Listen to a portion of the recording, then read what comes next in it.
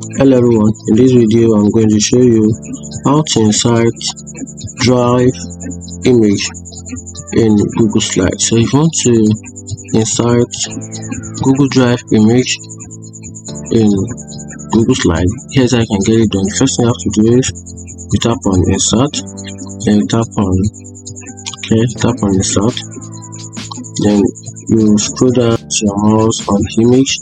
From there you can find another option where you can insert your image from Drive. So just tap on Drive, and the Google Drive photo will automatically load beside the bar. So you can see Google Drive here. So just tap on my Drive.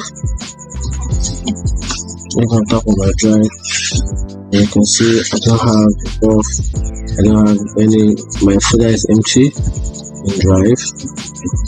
But if you have enough image, or if you have stored image in your Drive, it will automatically show right here. Then from here you can tap and click on any image of your choice, and that's it. If you find this video helpful, like and follow for more. Thank you.